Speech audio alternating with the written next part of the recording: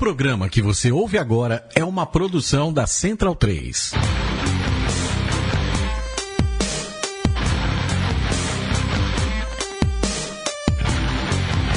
Começa agora o Xadrez Verbal. Bom crepúsculo, ouvintes da Central 3. Está começando mais um Xadrez Verbal, o seu semanário de política internacional.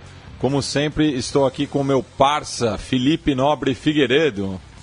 Bom crepúsculo, Matias, bom crepúsculo aos nossos caros ouvintes, ao nosso querido produtor Leandro Yamin, o craque do melhor zagueiro da Várzea de São Paulo. Programa de hoje temos o retorno da nossa querida Ana Luísa de Moraes Campos. Está de aniversário, né? Fez aniversário essa semana. Então, fez aniversário recentemente e hoje é aniversário do professor Daniel Souza. Sim, grande parceiro aqui. Os dois que já participaram do programa 2 vezes, são os membros extraoficiais do Xadrez Verbal, como já falaram no Twitter. Então, feliz aniversário para o nosso querido professor Daniel, que faz aniversário hoje, né? Dia 29, o dia que estamos gravando esse programa. E hoje nós teremos, inclusive, os giros de notícias um pouquinho maiores, cada um com 5 notícias, para compensar pelo feriado. E, como eu disse, a professora Ana Luísa vai tirar algumas dúvidas nossas sobre cortes interamericanas, sobre cortes internacionais. Mandando alguns recados, a Bruna Dias da Silva gostou da música equatoriana, ela gostou do Frank Aguiar do Equador, que você colocou. Teve algumas pessoas que gostaram, a grande maioria rechaçou, e eu era previsto. E eu pedi desculpas. Exatamente. Antes, a gente tem que apresentar as coisas, mas com um alerta, né? O Olavo fez um comentário lá no site Xadrez Verbal sobre a questão do El Ninho, um bom comentário. Muita gente disse que ouviu o programa na viagem do feriado. Saiu antes, então vou ouvir na viagem, vou ouvir enquanto volto da viagem, né, já que tivemos o feriado na semana passada. A Suzana Martins, que é professora de dança, pediu para lembrarmos que hoje, dia 29 de abril, é o Dia Internacional da Dança. Então tá aí o recado para todo mundo que gosta, todos os profissionais da área. O Lucas Buarque fez uma pequena correção, disse que a entrevista do Glenn Greenwald, que a gente mencionou, não foi na CNN americana, mas na CNN internacional. Segundo ele, a CNN americana não deu tanta repercussão assim, porém a gente vai atualizar um pouco o assunto hoje. O Felipe Assunção disse que os aftershocks em português são os tremores secundários e eles são considerados os mais perigosos, porque muita gente acha que o perigo já foi, então volta para suas casas, volta para os prédios que já estão fragilizados por conta do terremoto anterior, então eles costumam ser mais perigosos, mais problemáticos. O nosso querido Sidney JV, que sempre comenta o programa, disse que também que ouviu uma opinião secular sobre a questão dos refugiados. Só para esclarecer, nós tivemos semana passada um ótimo programa com o Alexander, muita gente gostou, e a intenção era justamente ter a perspectiva de um teólogo sobre o assunto, já que muita gente comenta da questão religiosa, da questão cultural do assunto. Um abraço também para Ana Paula Mota, que estudou no IME, mais ou menos na época em que eu estive lá. O Matias ela chegou um pouco antes de mim, o Matias chegou um pouco depois de mim, então. E o Eric fez uma pequena correção, que a Copa de 86 não aconteceu na Colômbia. Não é que a Copa de 86 não aconteceu na Colômbia por causa de um terremoto. Que nós tivemos um terremoto um pouco antes da Copa no México, né? Nós confundimos, a gente ainda tenta fazer programas sobre futebol, somos duas fraudes. E ele também falou do filme Mestre dos Mares em relação à questão do Darwin. A gente até tinha falado sobre isso no Fronteiras Invisíveis do Futebol da Colômbia, mas nos esquecemos. Exatamente. Que foi por uma questão pecuniária. Pedimos desculpas. Em relação à questão do Darwin, do Mestre dos Mares, só para deixar claro, eu não disse que o personagem do filme é o Darwin, eu disse que ele é inspirado, né? Levemente inspirado no Darwin. E o rei Jaffe Joffer, manda um abraço para ele, que voltou a ouvir o programa depois de sua época de provas. Vai ter golpe em Zamunda. E ele teve que fazer uma ponte de macarrão. Eu gostaria aqui de repudiar todos os professores de engenharia que mandam seus alunos fazerem isso, porque macarrão é comida, isso é desperdício, usa Lego. Eu queria mandar um abraço também pro Kaique Souto, o maior retuitador da Zona Sul de São Paulo, e pro seu colega de trabalho no metrô, o Baltazar, que ouvem o programa. E também mandar um abraço para o meu colega do colegial, o Irá Rocha, que demorou só 45 edições para saber que eu sou eu. Ele ouve o programa e não sabia que eu era eu. Que você era o Matias. O Matias Pinto. Que ele conhece. Que ele conhece. Então um abraço aí pro Ira, que também é formado em Relações Internacionais. E antes da gente passar pro giro de notícias, a gente recebeu um e-mail bem legal da Lívia Novotny. Eu vou colocar os dois links no xadrezverbal.com. Ela mandou um link sobre uma iniciativa de ajuda ao Equador, né, que passa pela situação do terremoto. Atualmente já são 646 mortos confirmados no terremoto, além de todo o prejuízo bilionário que citamos no programa anterior. Ela mandou uma iniciativa equatoriana, que estará linkada no Xadrez Herbal, e também a Embaixada do Equador no Brasil, ela abriu uma conta no Banco do Brasil destinada ao Fundo de Apoio ao Terremoto e suas vítimas. A gente também vai linkar isso para quem puder, quem estiver disposto e quiser contribuir em relação aos esforços humanitários no Equador. Lembrando que o governo brasileiro também está enviando suprimentos, bombeiros de Minas Gerais também foram para o Equador ajudar nas buscas. Então fica aí o registro sobre a ajuda ao Equador. E um abraço para Lívia Novotny, que mandou esse e-mail. Bem, vamos passar para o primeiro bloco do Giro de Notícias.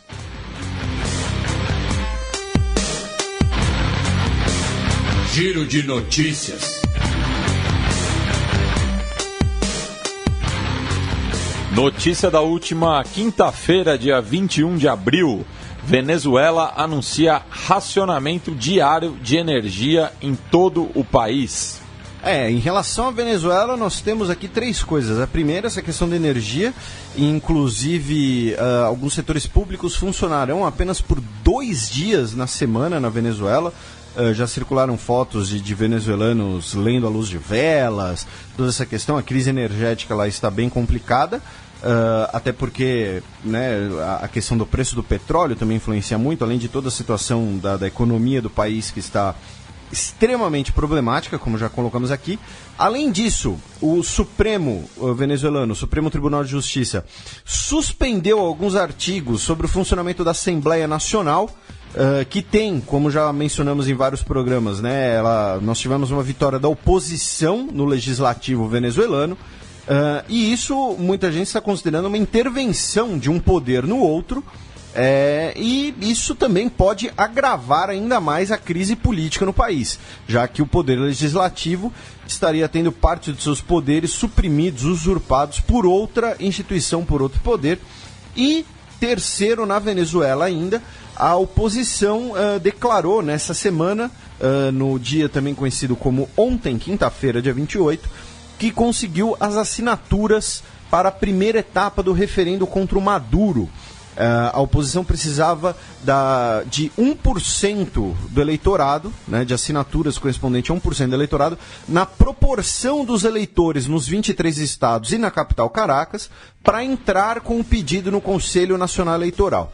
Se o pedido for aprovado, eles agora precisariam, daqui a 30 dias, em 30 dias, melhor dizendo, conseguirem assinaturas de 20% do eleitorado, que corresponde a quase 4 milhões de pessoas.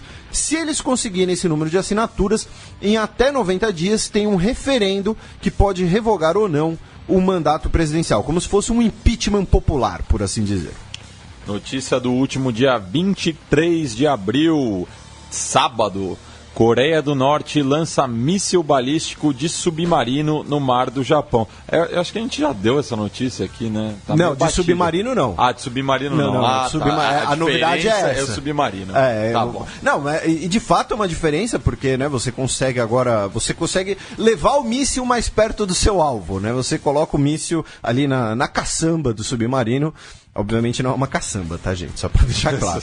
É figura de linguagem. Em relação à Coreia do Norte, nós temos a notícia nos dois sentidos. Nós tivemos esse teste com sucesso e nós também tivemos um fracasso da Coreia do Norte nessa semana, que teria feito um teste de um míssil de médio alcance, do modelo chamado Musudan, que o teste teria falhado. O míssil sumiu dos radares rapidamente. Porém, a maior notícia em relação à Coreia do Norte foi feita na quarta-feira, agora dia 27 de abril, que o Partido Comunista da Coreia, Partido dos Trabalhadores da Coreia, melhor dizendo, anunciou que no dia 6 de maio, depois de 36 anos, nós teremos um congresso nacional do partido. Muito provavelmente para o Kim Jong-un fazer alguma demonstração de força, unificar o seu comando, e muito provavelmente para declarar publicamente perante o partido, perante toda a nação norte-coreana, os avanços nucleares dos últimos meses. Ou seja, não é um evento apenas político interno, mas provavelmente também será uma demonstração de força militar. Então vamos ficar de olho para inclusive falar sobre isso aqui no programa. Notícia do último domingo, dia 24 de abril. Político da oposição no Paquistão vê Panama Papers como motivo para derrubar primeiro-ministro. Então aqui a gente vai fazer uma breve atualização do Panama Papers. Só para fechar o assunto... Antes que caia no esquecimento, né? Porque essas notícias têm prazo de 2 semanas.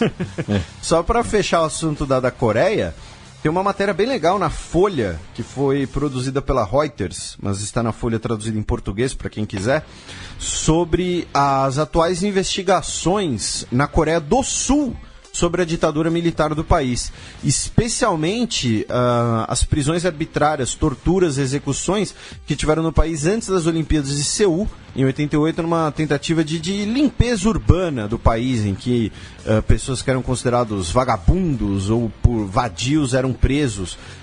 Mas muita gente, inclusive uma nova geração de promotores está se debruçando sobre o assunto na Coreia do Sul e está vendo que mesmo sobre esse critério, cerca de 90% dessas prisões e torturas foram arbitrárias. Então é interessante dar uma olhada. Lembrando que a ditadura da Coreia do Sul, como falamos no Fronteiras Invisíveis do Futebol sobre a Coreia, era uma ditadura do lado ocidental durante a Guerra Fria, por assim dizer. Voltando aqui para o Panama Papers. Em relação ao Paquistão, nós já tínhamos falado que o primeiro-ministro Nawaz Sharif, ele está no Panama Papers, especialmente a sua família, todos com offshores, pelo menos 3 empresas, e um dos principais líderes da oposição, o Imran Khan, que é ex-jogador de cricket, inclusive, um abraço para o nosso querido Biratan Leal, disse que isso é motivo para se investigue o primeiro-ministro e que ele já não tem mais autoridade moral para governar. Ele que já liderou diversos protestos contra o primeiro-ministro, principalmente por fraude eleitoral. Nessa semana a gente teve também muitos nomes ligados à Espanha no Panamá. Nessa semana não, nos últimos dias. Antes da gente falar da Espanha, o Gonzalo de la Veló, que a gente já tinha citado, ele renunciou nessa semana à presidência da Transparência Chile, porque era meio contraditório, né? Você chefiar uma ONG que pede transparência dos gastos governamentais enquanto você tem offshores. E em relação à Espanha, nós tivemos essa semana o Rodrigo Rato, que o nome dele... baita nome, hein? Então, o nome dele é um pouco condizente, porque assim, ele... Tá certo que em espanhol seria rata, mas... Ele é vice-presidente da Espanha, ele foi presidente do Bankia e diretor do FMI. Ele foi diretor do FMI de 2004 a 2007. E ele já foi condenado por fraude, evasão de divisas e lavagem de dinheiro. Ele responde em liberdade, porém ele já foi preso. Calcula-se que ele roubou no mínimo 3,6 milhões de euros. E que, inclusive, o esquema do Panama Papers, as empresas do Panama Papers, seriam justamente para desviar esse dinheiro. Então fica aí, né? Ele também foi ministro da Economia espanhol. Outro nome que reverberou na Espanha e causou inclusive uma renúncia foi da Marta Fernandes Pirla, que ela era chefe do departamento de economia do Conselho da cidade de Madrid, né, como se fosse uma das secretárias de economia da prefeitura, indicada pela ex-prefeita Ana Boteja. Ela renunciou essa semana por conta disso. O Antônio Hernandes Mancha, que era senador e ex-presidente do Partido Popular, que é o atual partido que estava no poder, a gente vai falar mais da Espanha, que apesar do nome é o partido conservador de centro-direita da Espanha, né? É o PP. Ele, ex-senador e ex-presidente do partido, também foi implicado nos Panama Papers. E outro nome ligado à Espanha interessante foi do Mohamed Eyad Kayali. Aí você pode perguntar, nossa, Felipe, esse nome não tem nada de espanhol. Ele é um magnata sírio, muito amigo do rei João Carlos, que ele era, digamos assim, o parceiro dele, o financiador de algumas excursões para caçarem juntos pela África. Lembrando quando matava rinoceronte, elefante. Exatamente. Então, assim, o rei João Carlos, né, o amigo dele de caça de viagem, esse magnata sírio, está envolvido no Panamá. O rei que abdicou pela crise popular e seu filho assumiu e não está fazendo lá muita coisa. Mas, enfim, então esse pequeno panorama do Panama Papers, hoje foi Paquistão, Chile e principalmente Espanha. E principalmente, como estava me esquecendo, a coletiva, né, a instituição que cuida, que tem os documentos de jornalistas investigativos, disse que a partir do mês de maio, de meados do mês de maio, os documentos serão divulgados ao público em servidores próprios, o que, se for feito de forma integral, é muito bem-vindo. Então fica aqui, né, esperamos, se isso for concretizado, os parabéns, que inclusive falamos disso, colocando que sim, todos os documentos devem ser colocados à disposição do público. E ela disse que fará isso a partir de maio em servidores próprios, assim como o Wikileaks faz, então essa iniciativa também é muito bem-vinda. Notícia do último domingo, dia 24 de abril.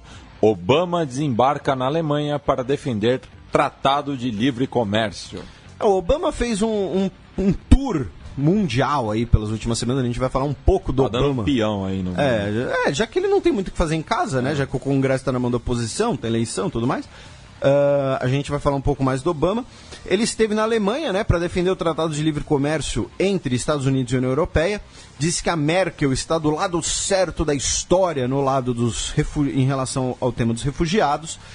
Ele também esteve no Reino Unido, inclusive viralizou a foto dele conhecendo lá o netinho, o bisneto da Rainha Elizabeth, né, que estava lá com um roupãozinho, um pijaminha que esgotou nas lojas, todo mundo comprou o pijama lá do moleque. Ele esteve no Reino Unido, inclusive para o aniversário de 90 anos da Rainha Elizabeth, e fez um apelo aos jovens do Reino Unido, dizendo que eles não podem se isolar, e colocou que se o Reino Unido sair da União Europeia, corre o risco de ir para o último lugar da fila nas prioridades comerciais do mundo. E ainda em relação ao Reino Unido, aproveitando aí essa volta do Obama, um ex-prefeito de Londres do Partido Trabalhista, o Ken Livingstone, foi suspenso, melhor dizendo, do Partido Trabalhista por ter feito comentários antissemitas, dizendo que Hitler apoiou o sionismo, enfim, colocou que a solução para o conflito Israel-Palestina seria transferir Israel para os Estados Unidos. Então, tem essa notícia também em relação ao Reino Unido, e bem feito. Também no último domingo, dia 24 de abril, nas eleições austríacas, vão para o segundo turno, disputando a presidência, um direitista e um ecologista. O Norbert Hofer, do partido ultranacionalista, teve 35% dos votos. Ele que é a favor, inclusive, das fronteiras da Áustria serem fechadas. E ganhou em quase todos os distritos, né? Sim, e suspensão, inclusive, da Áustria, de algumas instituições da União Europeia. Foi a primeira vez na história da Áustria, pós-Guerra Fria, pós-Segunda Guerra Mundial, que os candidatos do Partido Social Democrata e do Democrata Cristão ficaram de fora das eleições, ou seja, mostrando aí uma radicalização, tanto à direita, no caso do ultranacionalista, né? Lembrando, né, muita gente considera que hoje ser direita é apenas ser liberal, mas não, o nacionalismo é considerado um dos valores da direita, mas enfim, essa é outra discussão. E também à esquerda, no caso, o candidato ecologista, o Alexander Van der Bellen, do Partido Verde austríaco. Lembrando que o Partido Verde na Áustria, na Alemanha também, ele tem muita força, né? No Brasil ele sempre foi visto como uma coisa quase excêntrica, mas na Áustria, na Alemanha, em alguns países ali do centro da Europa, os partidos verdes costumam ter bastante força. Bueno, vamos passar agora para a coluna aberta, na qual conversaremos com a aniversariante da semana, Ana Luísa de Moraes Campos.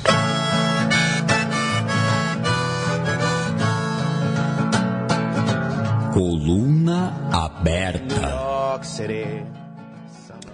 E falando conosco diretamente de Fortaleza está a professora de Direito Internacional, Ana Luísa de Moraes Campos. Tudo bom, Ana? Boa tarde, tudo bem, e vocês? Tranquilo. Seja bem-vinda novamente, Ana. Você e o Daniel são os membros extraoficiais do Xadrez Herbal. Né, já segunda vez que nós temos o prazer de contar com você aqui. E também, inclusive, feliz aniversário, que essa semana foi seu aniversário. Já mencionamos isso aqui no programa, mas agora com a sua presença. E começando a explorar os seus conhecimentos, né? Nas últimas semanas, professor, a gente teve muitos comentários, muitas notícias em relação a Brasil e cortes internacionais, né? A primeira delas, talvez uma das de maiores impactos, inclusive para o futuro, é de que a Corte Interamericana de Direitos Humanos teria aceitado processar o Brasil pelo caso Vladimir Herzog. Explica aí para os nossos ouvintes como funciona isso e o que isso pode significar. Bom, primeiro, obrigada pelos votos de aniversário. De fato, nas últimas semanas tem sido um prato cheio, digamos assim, para os internacionalistas. Na última semana saiu essa notícia de que a Comissão Interamericana de Direitos Humanos teria enviado para a Corte mais um caso contra o Brasil, o caso Vladimir Herzog e outros. Mas antes de explicar um pouquinho sobre o caso Herzog, eu acho que é importante ressaltar algumas coisas sobre proteção internacional dos direitos humanos, principalmente no sistema interamericano. A mídia sempre fala sobre o sistema interamericano como se o único órgão que tivesse dentro da sua estrutura fosse a Corte. Então eles já chegam dizendo, fulano vai reclamar à Corte a violação de tal direito humano.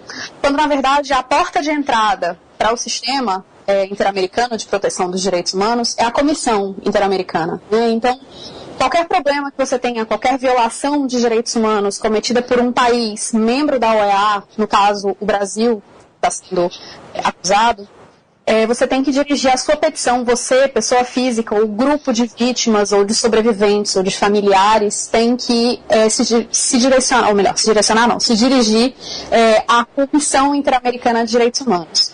Ela faz uma análise do caso de admissibilidade, e aí a gente vai falar um pouquinho mais para frente sobre a questão de admissibilidade mais especificamente.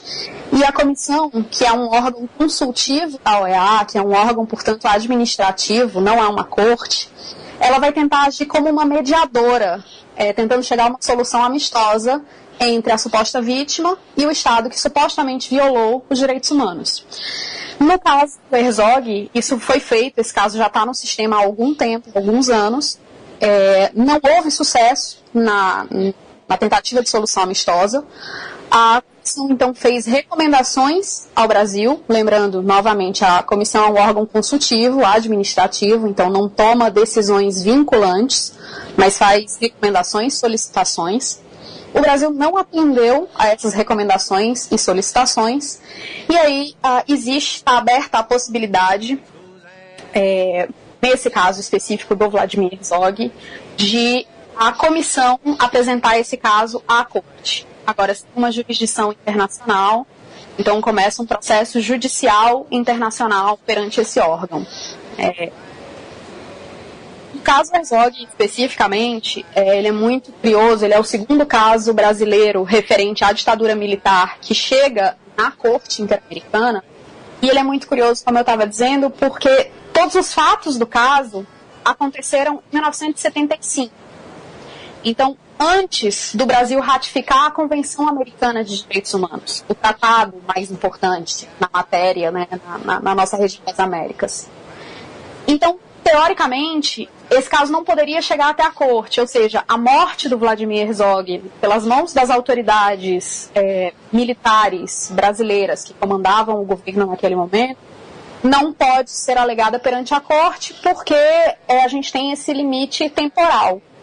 No caso do Brasil, só podem ser alegados fatos perante a Corte acontecidos depois de 1998, que 92 é quando o Brasil ratifica a Convenção e 98 é quando o Brasil aceita a jurisdição contenciosa da Corte. Basicamente, aceita ser processado perante a Corte.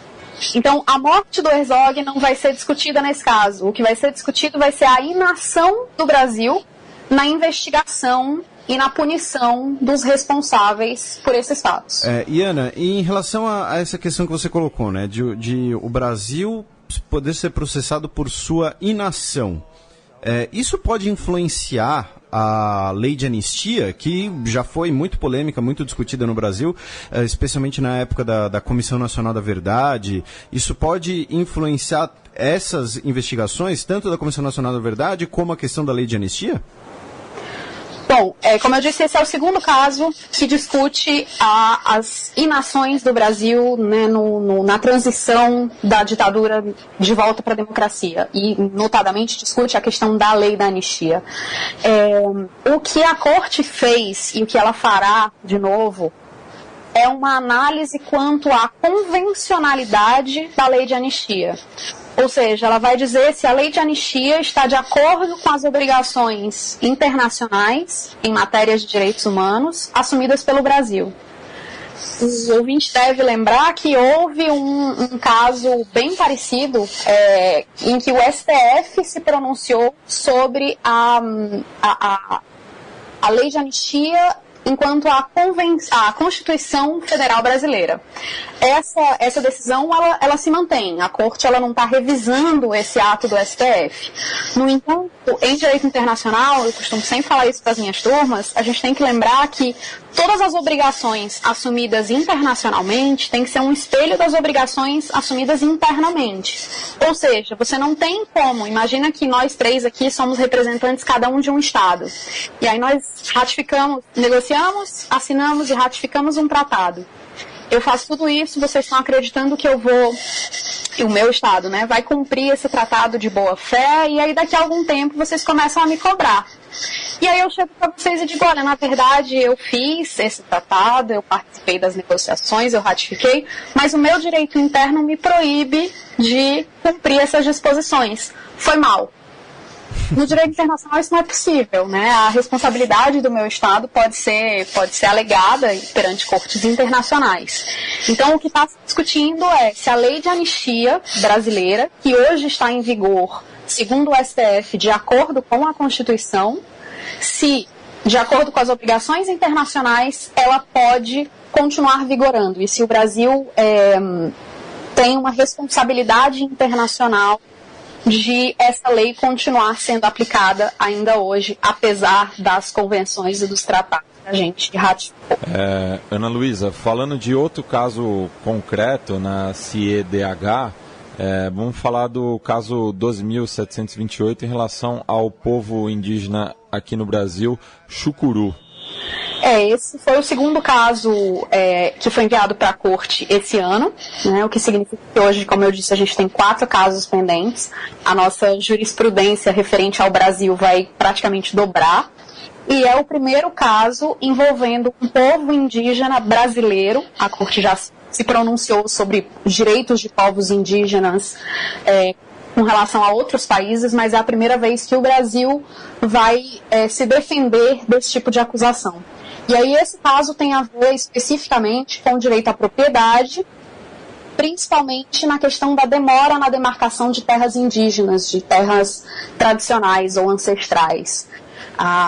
E é um caso que se arrastou dos anos 80 até o começo dos anos 2000, e segundo a comissão, isso implica em violações ao direito à propriedade e ao direito à integridade física desse povo indígena especificamente.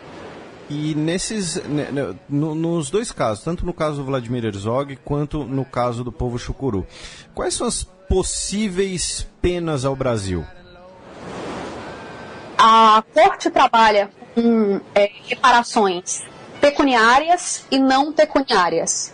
Então, pecuniárias, indenização, reparação monetária, por danos materiais, por danos morais, por qualquer tratamento de saúde que você tenha que ter seguido em decorrência da violação, mas ela trabalha também e principalmente com reparações não pecuniárias. Então, questões simbólicas como não só mudança legislativa, né, que é uma das principais reparações não pecuniárias, mas questões simbólicas também como um pedido de desculpas formal, reconhecimento do Brasil de que houve uma violação, a publicação da sentença em jornais de grande circulação, o estabelecimento dentro do Estado de programas de educação em direitos humanos para os agentes dos Estados, para evitar que esses casos se repitam. Como eu costumo dizer para a minha turma de Sistema Interamericano de Direitos Humanos, a Corte ela resolve o caso concreto, né? Então ela procura tomar conta, digamos assim, da vítima, quando ela entende que há violações de direitos humanos, claro, o Estado é condenado, mas ela também se preocupa com garantias de não repetição. Ou seja, ela tenta avançar a matéria para que os Estados, as vítimas, melhor dizendo, não precisem recorrer ao sistema interamericano constantemente. A ideia é que, uma vez que isso esteja estabelecido, isso seja, essas práticas, essas boas práticas em direitos humanos, que elas virem o dia a dia do Estado, para que você não tenha toda hora que provocar a comissão, a corte, para elas repetirem, né, e condenarem o Estado sempre nas mesmas circunstâncias. E Ana, a corte ela não pode, por exemplo, né, mandar prender alguém ou então obrigar o Brasil a demarcar uma terra indígena, para ficar em dois casos que poderiam ser cogitados como consequência. Mandar prender alguém, não. O que ela pode é dizer ao Brasil: você tem a obrigação de investigar, no caso do Herzog, por exemplo, investigar, processar e julgar os responsáveis por essas violações de direitos humanos. Não, como eu falei, não a morte dele, mas as pessoas que fizeram com que esse caso ficasse tanto tempo parado.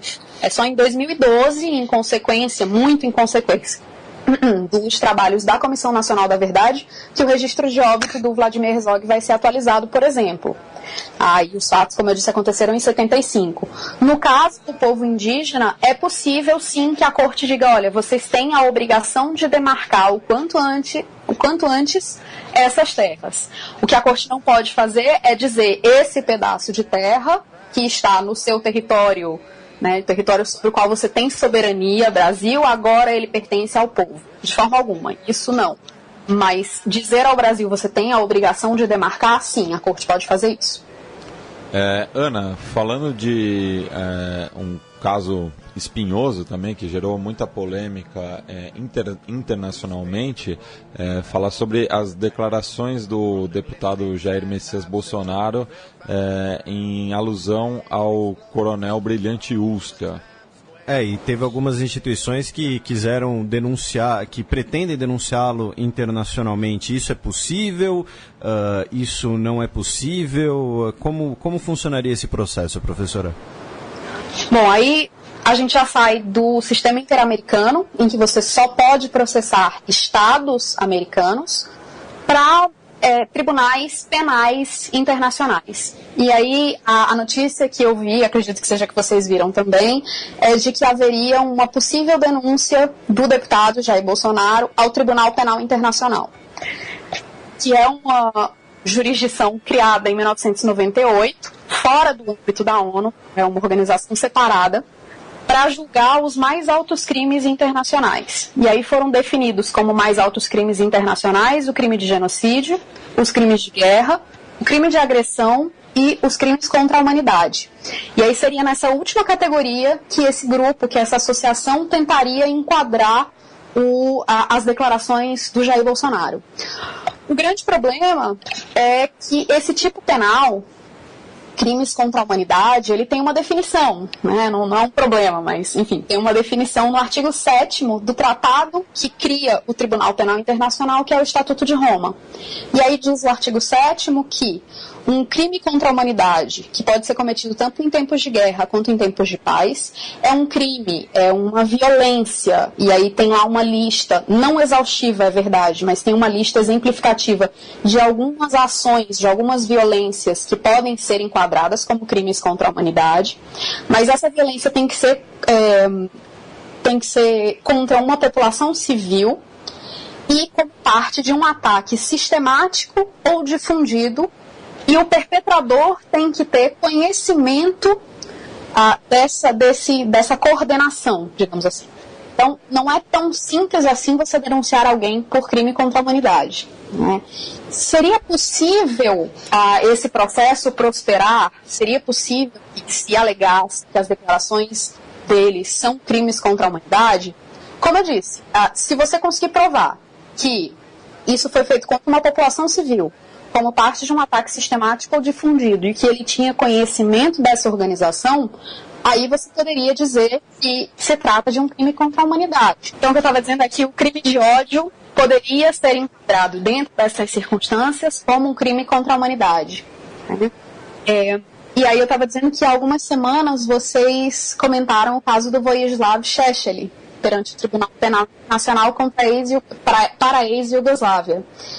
E a acusação principal do caso Šešelj era justamente o discurso do ódio, né? E como é que isso representa uma afronta ao direito internacional.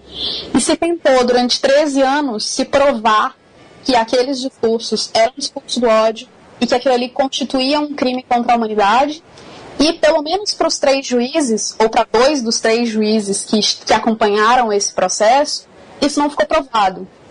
E olha que o caso do Šešelj, ele era um caso em que você tinha documentos, em que você tinha reiterados discursos de teor inflamado, que, segundo a acusação, representariam um discurso do ódio. Então, a princípio, a gente poderia ver essas declarações do deputado Jair Bolsonaro se enquadrando como crimes contra a humanidade, se e somente se você conseguir ter todos esses elementos do crime contra a humanidade preenchidos. E aí, havendo isso, haveria a possibilidade do caso continuar. Então, em outras palavras, é muito improvável que a denúncia seja aceita, que a denúncia seja procedente. É muito improvável. Pelo que eu andei lendo, essa associação entrou em contato com a Procuradoria do Tribunal, que é quem é responsável por investigar e por oferecer a denúncia, se for o caso. E o caso, então, estaria nas mãos da promotoria, da Procuradoria, mas eu acho bem difícil que isso aconteça. E lembrando que isso não é uma questão partidária ou não, é apenas ver se é procedente ou não, já que é um caso que saiu na mídia e pode gerar essas dúvidas nos nossos ouvintes. Assim como também saiu uma notícia de que um grupo teria enviado uma denúncia contra a presidente Dilma na Comissão Interamericana de Direitos Humanos. A petição foi redigida pela Maristela Basso, inclusive, que é professora de Direito Internacional na USP, que já foi muito criticada por conta de algumas declarações suas em relação à Bolívia, e essa denúncia seria de que o governo Dilma mantém conduta reiterada de violação dos direitos humanos garantidos pela Constituição, e que essa conduta compromete o interesse nacional, e que parte dessas violações seriam, por exemplo, o desemprego, e dizendo que deve ser paga uma indenização compensatória a todos os brasileiros. Como funcionaria isso, professor, e se esse caso também é ou não procedente? Olha, esse caso, eu fui olhar a petição completa que está disponibilizada no site do Estadão, e ele já apresenta um problema na primeira página, né? Porque, como você disse, a pretensão é denunciar a chefe do Executivo do Brasil. Isso não é possível perante o sistema interamericano como um todo, perante a comissão, no caso, que eles apresentaram a petição. Apenas podem ser processados, apenas podem estar no polo passivo da ação, falando em termos técnicos processuais, estados membros da OEA. Então, a presidente Dilma, mesmo enquanto chefe do executivo ou enquanto pessoa privada, não poderia ser processada no sistema interamericano. Além disso, a gente tem, como eu tinha falado no começo, a primeira análise que é feita quando chega uma petição até o sistema é uma análise de admissibilidade. Então, os requisitos de admissibilidade são: você estar processando um Estado americano, você não está. Você está processando um Estado americano por violações de direitos humanos, e aí isso aí a gente pode questionar, né? Eu vou já falar um pouquinho sobre isso, porque os 2 artigos que foram colocados como violados, o artigo 11, que é a questão da proteção à honra e à dignidade, que já foi muito bem definido, tanto pela comissão quanto pela corte, e que, a meu ver, não se enquadraria nos fatos que estão sendo analisados, né, que estão sendo denunciados, melhor dizendo, e o artigo 26, que fala do desenvolvimento progressivo dos direitos sociais, dos direitos de segunda dimensão ou segunda geração, como o direito à educação, à saúde, condições de trabalho, etc. E o artigo 26, basicamente, a única coisa que ele fala é que os Estados parte da Convenção entendem que aquele tipo de direitos econômicos, culturais e sociais, eles são de desenvolvimento progressivo. Então, os Estados se comprometem a adotar providências, e é bem genérico mesmo esse artigo, nesse sentido, para garantir esse desenvolvimento progressivo. E aí, alguns anos mais tarde, surge um novo tratado, Protocolo de San Salvador, que vai falar especificamente sobre quais são esses direitos de segunda geração ou dimensão e como é que os Estados têm que agir para garanti-los. Então, materialmente, a denúncia me parece um pouco fraca, se me permitem a crítica, né, acadêmica, completamente. Permitido. Tá? Além disso, a gente tem também, e essa é uma das questões mais importantes, a proteção internacional dos direitos humanos, ela é sempre vista como uma proteção residual. Ou seja, o Estado sempre tem que ter tido pelo menos a oportunidade de resolver aquele problema internamente. Não se trata de uma apelação, não se trata de um recurso, mas o Estado tem que ter tido a oportunidade de resolver aquilo ali por si. Né, e aí as vítimas, ou as pessoas supostas vítimas, teriam que inicialmente esgotar os recursos internos. Ou seja, você teria que pelo menos ter algum processo contra o Estado brasileiro, pelo que se está alegando, perante os tribunais brasileiros. E você não tem isso. Então você tem um problema quanto ao polo passivo, você tem um problema quanto à materialidade, você tem um problema quanto ao não esgotamento dos recursos internos e tem também um problema quanto à individualização das vítimas. As vítimas de violação de direitos humanos no sistema interamericano, elas têm que ser identificadas ou identificáveis. E aí, lá no comecinho da petição, é citada uma pessoa que é ligada ao movimento Revoltados Online, se não me engano, ele é citado como sendo o denunciante, o peticionante, o peticionário, melhor dizendo. E aí, quando chega lá no final, ou melhor, lá pelo meio, se colocam empresários brasileiros, pequenos e médios empresários brasileiros, como tendo sido supostamente afetados pelos atos do governo Dilma. E aí, quando chega lá no fim, no pedido, todos os brasileiros são colocados como vítimas. Então, não tem uma identificação clara de quem são as vítimas, de quem são as pessoas que estão recorrendo ao sistema. Então, resumindo a participação da professora, menos manchete, mais matéria. E mais estudo. Vamos estudar direito internacional, é importante, eu prometo. E, Ana Luísa, encerrando a sua participação no programa, você sabe que é de praxe dos nossos convidados participar do último bloco do programa, o 7º selo, indicando uma dica cultural para os nossos ouvintes. E aí, como eu estudo direito à verdade, à memória, à justiça nas ditaduras latino-americanas, tinha que ter, a dica cultural tinha que ser ligada ao caso Vladimir Herzog. Então a minha dica é o livro Meu Querido Vlado, a história de Vladimir Herzog e do sonho de uma geração, do Paulo Marcum, que usa a história do Vladimir Herzog e os fatos do que aconteceram, né, da tortura e da morte, do acobertamento da morte dele, como um fio condutor para falar sobre jornalismo no Brasil durante a ditadura militar. Então tá aí, como sempre, muito obrigado, professora. As portas estão sempre abertas, né? Você sempre manda seus comentários, sempre ajuda os nossos ouvintes, mesmo indiretamente. Então, muito obrigado por mais uma participação. Foi um prazer, contem comigo sempre que precisarem e quiserem. Um abraço a todos. Muito obrigado. E agora vamos passar para o quadro das efemérides da semana. A Semana na História.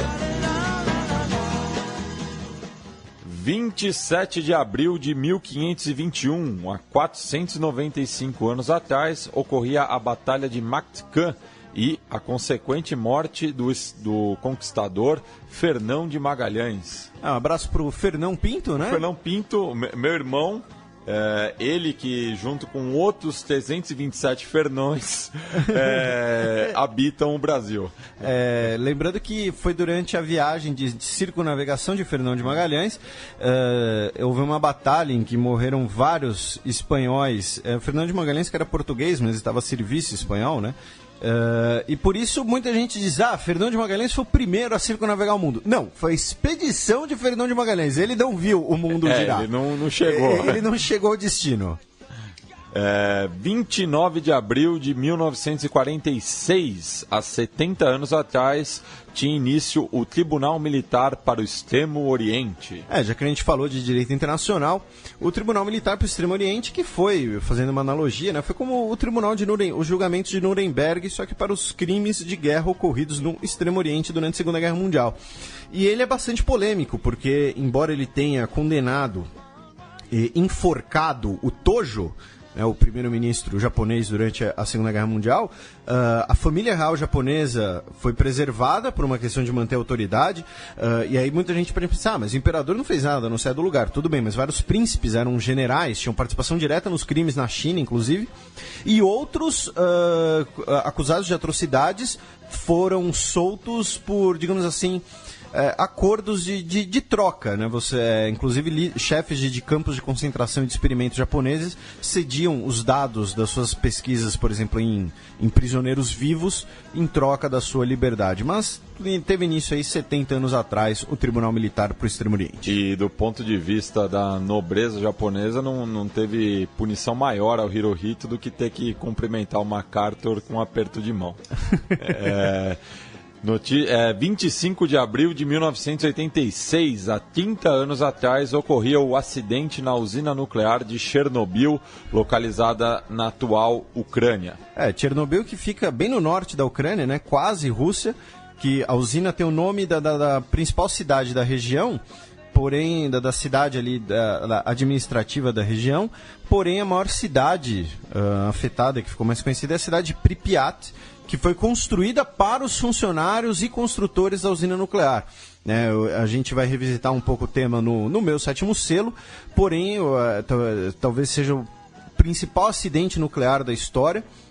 Depois foi igualado, talvez, com Fukushima, né? Não dá para hierarquizar, mas no caso de Chernobyl nós tivemos pelo menos 31 mortes diretas do acidente na usina nuclear, milhares de mortes indiretas, que não são possíveis de serem calculadas. Tem instituições que dizem que o número de casos de câncer subiu assim, em cerca de 200 mil a mais em alguns anos, e também quase 400 mil deslocados, já que toda a região teve que ser colocada em quarentena, embora ainda hoje algumas pessoas morem na região porque não quiseram sair de suas casas. Tem uma pequena comunidade de idosos que mora na região de Chernobyl. E eu cito novamente o Biratã Leal, recomendando o texto que ele escreveu para o site Outra Cidade, a história da cidade que nasceu das cinzas de Chernobyl. No começo dessa semana vai estar linkado no programa também. Vamos passar para o match.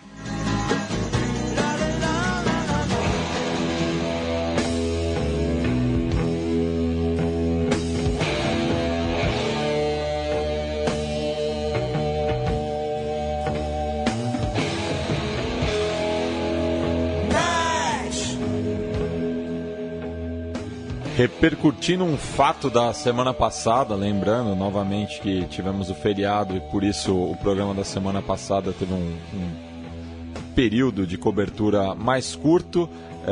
No último dia 21, o Obama enfrentou uma fricção com a Arábia Saudita sobre lei do 11 de setembro e relação com o Irã.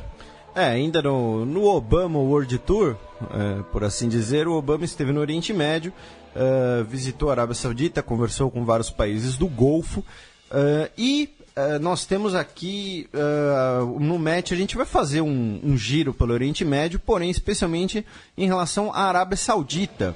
2 temas ligados à Arábia Saudita.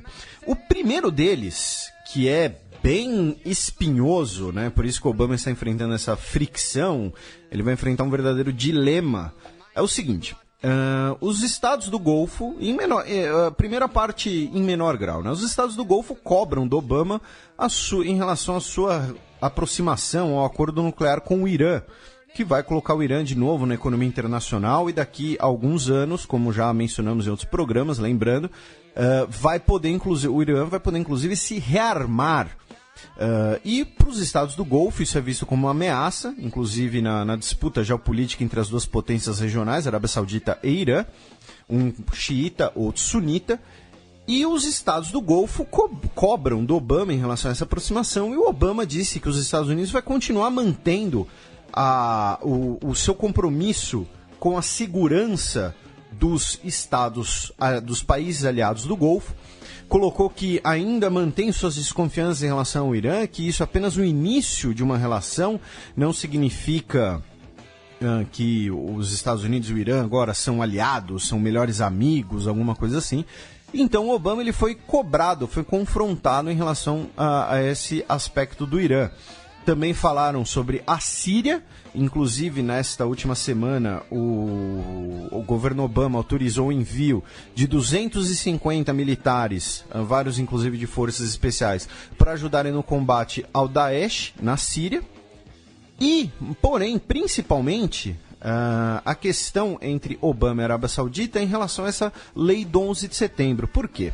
Porque está no Senado dos Estados Unidos uma lei, um projeto de lei, melhor dizendo, que permitiria culpabilizar cidadãos sauditas e talvez até mesmo o Estado saudita pelo atentado de 11 de setembro.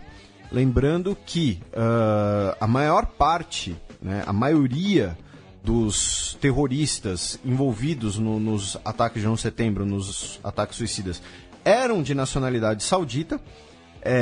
Nós temos vários indícios de que vários dos principais meios de financiamento da Al-Qaeda eram sauditas. O próprio Osama Bin Laden era saudita, de uma família riquíssima na Arábia Saudita. Existe um relatório de 28 páginas que é colocado como confidencial nos arquivos da Casa Branca, e a sua desclassificação está sendo cobrada por autoridades, por figuras públicas nos Estados Unidos, como, por exemplo, o ex-prefeito de Nova York, Rudolph Giuliani, que era o prefeito na época dos ataques de 11 de setembro, que esse relatório de 28 páginas, durante o governo Bush, comprovaria a relação do Estado saudita com os ataques de 11 de setembro. E qual é o problema nisso?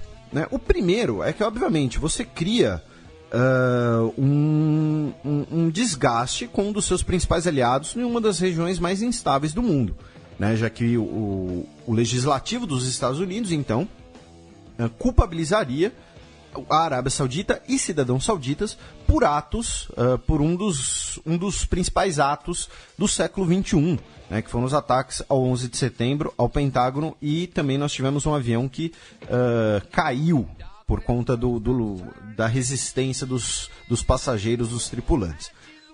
Só que, além desse mero desgaste político, nós entramos aqui num campo extremamente espinhoso, que é o seguinte: essa lei pode passar no legislativo e o Obama pode simplesmente, né, o Obama ainda é dono da caneta, ele pode simplesmente pegar e vetar essa lei.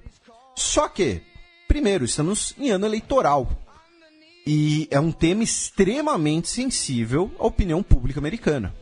Então, o Obama ficaria... Esse é o primeiro dilema do Obama. Se ele vetar a lei, ele pode ficar de mal com a opinião pública, inclusive isso afetar o eventual sucessor do Partido Democrata. Se ele não vetar, ele fica mal aí com um aliado internacional. E entra num segundo dilema, que o Obama já falou sobre isso, né? Não é aqui, nesse caso, uma coisa de informações ou de política de alcova. Alcova ou alcova? Alcova, né? Não sei. Enfim, fica aí as duas opções. Que é o seguinte: se o Obama autorizar essa lei, se o Senado passa essa lei, o Obama a sanciona, pode abrir o precedente para outras pessoas de outros lugares do mundo processarem os Estados Unidos e seus nacionais por questões políticas. né, especialmente, para dar um exemplo latino-americano, os chilenos, já que os arquivos dos Estados Unidos em relação à ditadura Pinochet, vários já foram desclassificados, e nós temos comprovada relação, comprovada participação do governo dos Estados Unidos na ditadura Pinochet, em atos, inclusive, anteriores à ditadura Pinochet. Então você poderia abrir um precedente no ordenamento jurídico dos Estados Unidos para que pessoas de outros países também processem os Estados Unidos e seus agentes por atos que ocorreram dentro dos seus países. E, muito provavelmente, o fluxo seria muito grande, até pelo tamanho, pelo peso dos Estados Unidos na política internacional, se a gente comparar com a Arábia Saudita. E, finalmente, existe o terceiro dilema, que talvez seja um dos principais, que é a questão econômica. O que eu quero dizer com questão econômica, né? Quando os Estados Unidos começou a chamada guerra ao terror, e muita gente talvez se lembre disso, a gente chegou a comentar isso, mas de forma mais superficial, mas os Estados Unidos precisavam levantar verbas para financiar tanto a chamada guerra ao terror, quanto a invasão do Iraque e tudo mais. E ele fez isso emitindo títulos da dívida pública. Parte desses títulos foi comprado, inclusive, pela China, por isso que hoje nós temos uma verdadeira guerra cambial entre os dois países. Porém, alguns desses títulos, e títulos anteriores também, foram comprados pela Arábia Saudita. Hoje calcula-se que a Arábia Saudita tem cerca de 750 bilhões de dólares em títulos da dívida pública dos Estados Unidos. E a Arábia Saudita já teria dito ao governo dos Estados Unidos que, se essa lei passar, no dia seguinte, todos esses títulos estarão no mercado. A Arábia Saudita vai vender todos esses títulos. E isso implica no quê? Primeiro, que do dia para a noite você vai ter uma desvalorização enorme dos títulos da dívida pública dos Estados Unidos. Segundo, que a Arábia Saudita ela vai, digamos assim, vai levantar o dinheiro que ela possivelmente teria que pagar em indenizações por danos morais, danos materiais, e certamente seriam indenizações bilionárias, né? Se a gente pensar só nos dois prédios, né? Se a gente pensar só nos dois prédios, já é uma indenização bem gorda. A Arábia Saudita levantaria o dinheiro que ela pagaria para os Estados Unidos e seus nacionais usando títulos da dívida pública dos Estados Unidos. E principalmente, por lei, se a Arábia Saudita vira e fala, olha, tá aqui com o título, esse título de dívida pública, eu não quero mais, vou cobrar. Se ninguém quiser comprar esse título, no mercado internacional, tem um país que é obrigado a comprar esses títulos de volta, que é o próprio Estados Unidos. Então, corre o risco do governo americano ter que pagar para a Arábia Saudita por esses títulos de dívida pública que a Arábia Saudita eventualmente usaria como dinheiro levantado. Mas especialmente é uma bomba econômica nisso, né? Porque você de um dia para o outro você joga 750 bilhões de dólares em títulos de dívida pública no mercado.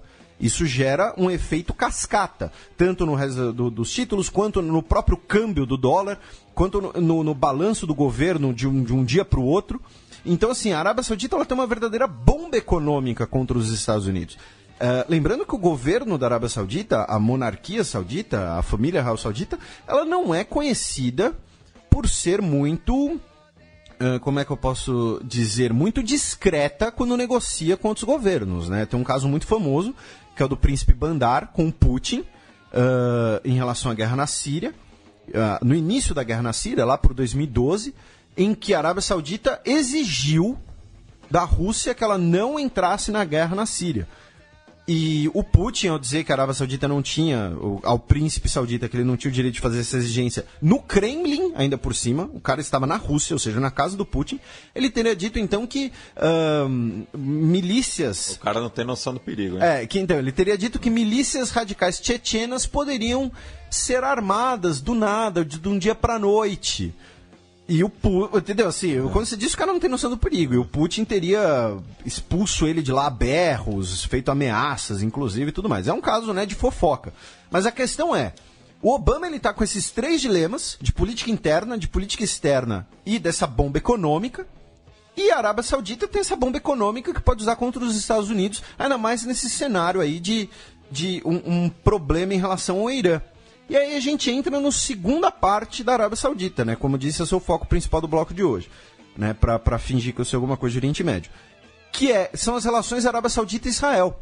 Saiu uma notícia grande nessa semana, uma matéria grande, melhor dizendo, no Jerusalem Post, que inclusive uma das pessoas que enviou essa notícia foi o nosso querido Felipe Altschuler, ex-sargento do Exército de Israel agora, já saiu pediu, ia ficar só um tempo, tal, agora ele vai cuidar de outros projetos, em breve falarei mais com ele.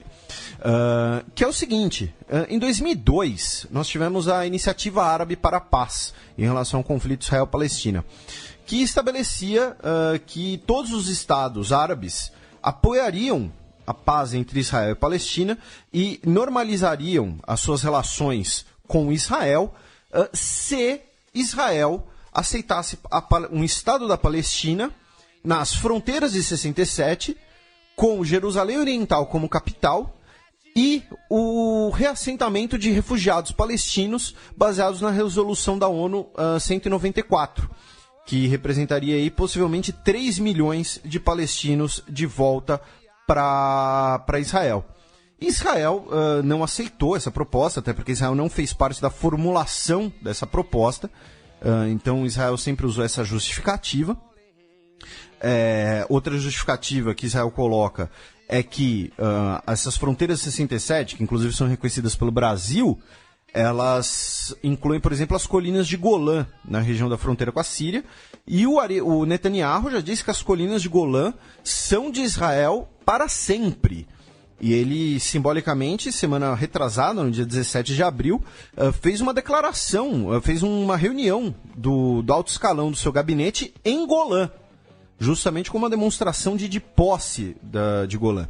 E essa matéria do Jerusalem Post diz que essa semana um general saudita reformado, fazendo o que é chamado de backdoor diplomatics, né, backdoor diplomacy, que seria você ter negociações extraoficiais por canais extraoficiais. Lembrando que a Arábia Saudita e Israel não se reconhecem. A Arábia Saudita não reconhece Israel, não tem relações com Israel. Então todas essas negociações são extraoficiais. Dizendo que a oferta está de volta na mesa, que se Israel aceitar a Iniciativa Árabe para a Paz, a Arábia Saudita estabelece uma embaixada em Israel no dia seguinte, né, usando esse termo praticamente, né, obviamente uma figura de linguagem, mas o significado fica claro. Por que isso, né? Especialmente porque agora, e como a gente já discutiu em alguns programas, né, isso eu não estou querendo dizer que a gente não vai repetir a questão para compreender melhor, né? Israel e a Arábia Saudita, eles têm hoje um adversário em comum, que é o Irã.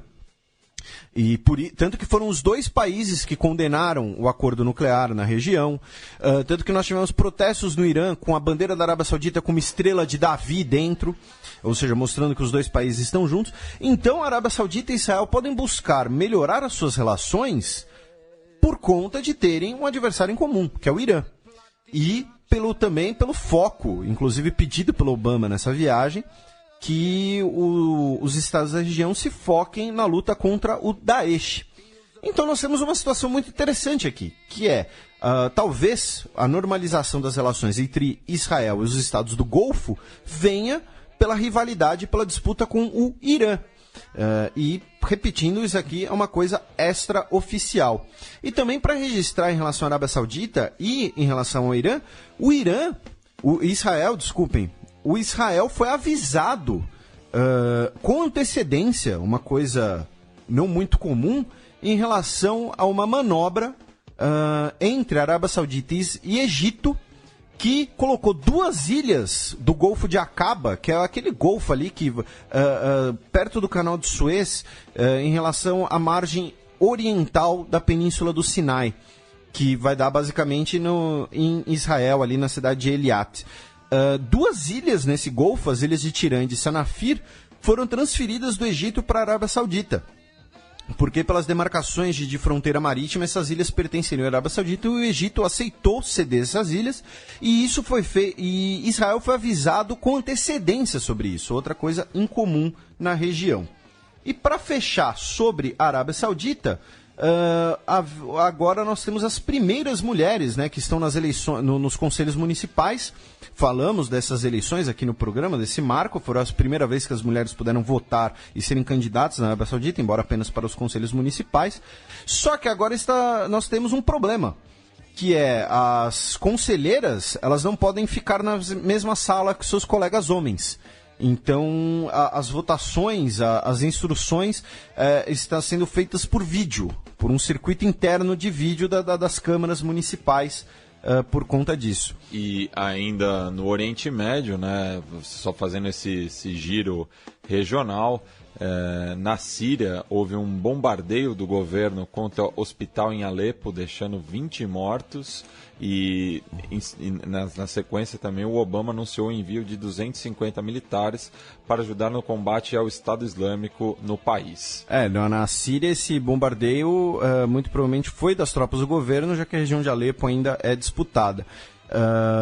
Em Israel, Israel foi rebaixado no índice de liberdade de imprensa por conta de algumas questões envolvendo o Netanyahu, de relações envolvendo o Netanyahu e as famílias proprietárias dos jornais, dizendo que agora a grande imprensa israelense é basicamente toda pró-governo. Essa denúncia veio justamente do Haaretz, que é um dos poucos grandes jornais de Israel que mantém uma clara oposição, digamos assim, ao governo israelense. Uma linha mais progressista. Exatamente.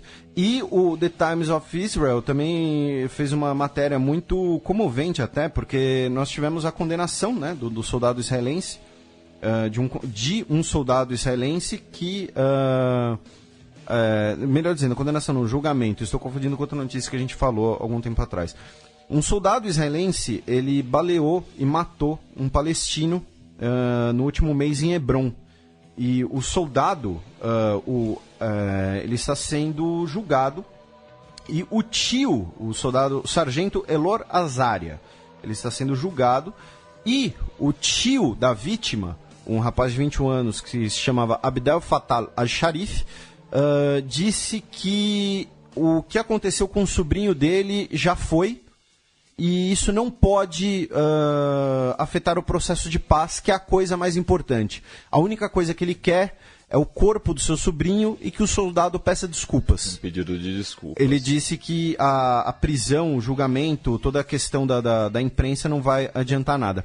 E atravessando a península do Sinai, chegando no Egito, o governo egípcio teve que conter uma manifestação contra o presidente Abdel Fattah al-Sisi. É sempre bom falar o nome dele completo, né? Não sei porquê.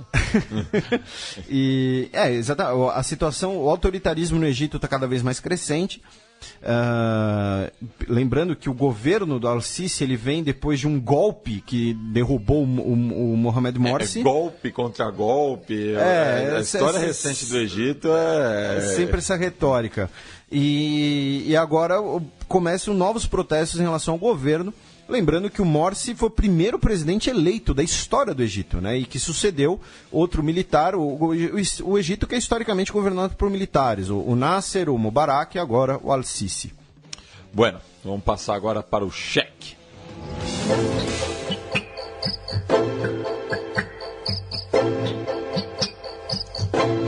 Cheque.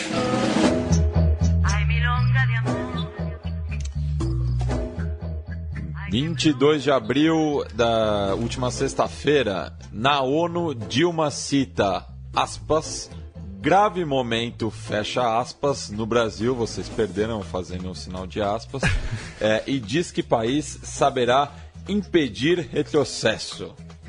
Nós tivemos o pronunciamento da Dilma na ONU, por conta da assinatura do Acordo de Paris sobre a mudança do clima, que foi durante o feriado, então por isso que não entrou no programa passado, embora no programa passado a gente já tenha falado um pouco da questão do impeachment e da repercussão internacional e da política externa brasileira. A gente vai retomar isso aqui, né, no nosso principal bloco, já que é algo muito importante que afeta diretamente a vida da maioria dos nossos ouvintes, né, tirando nossos ouvintes angolanos, nosso ouvinte uruguaio, mas acho que todos os outros...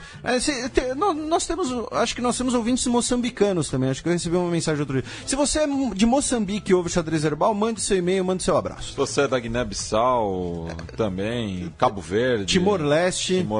Tá parecendo a música do Tim Maia, isso daqui a pouco. Mas vamos lá. O discurso da Dilma durante a cerimônia de assinatura, a Dilma não usou o termo golpe, ela não fez uma defesa contenciosa do processo de impeachment, ela, como você colocou, ela disse em relação ao grave momento e disse que o Brasil saberá impedir retrocessos. Ou seja, ela fez uma declaração mais de chefe de Estado do que de chefe de governo. A diferença é que isso desagradou muita gente do governo, né? Porque queriam uma postura mais firme e mais combativa dela naquela ocasião, já que o mundo inteiro estaria de olho nela. Porém, na minha perspectiva, ela agiu corretamente, ela agiu de acordo com o cerimonial, tanto que o próprio Aloysio Nunes, né, que estava nos Estados Unidos, que é o presidente da Comissão de Relações Exteriores do Senado, senador do PSDB, e uma das principais figuras em relação ao impeachment, lembrando que falamos no programa anterior, o próprio Aloysio Nunes elogiou o discurso da Dilma na ONU.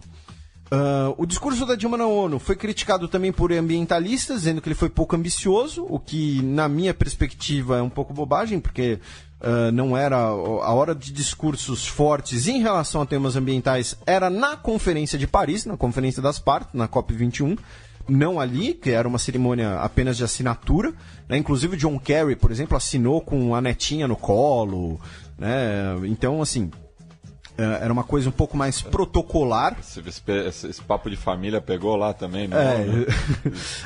O representante da União Europeia no Brasil, por exemplo, disse que o Acordo de Paris é só tinta no papel, né? O João Cravinho. O que, se você olha só a frase, né, só a manchete, parece que ele está desmerecendo o acordo, mas não, o que ele está colocando é justamente isso. A parte de declarações, a parte de assinaturas já foi. Agora é hora de botar a mão na massa, agora é hora de cada país implementar suas medidas, lembrando que o acordo ele é por medidas voluntárias e que essas medidas voluntárias depois devem ser aumentadas progressivamente.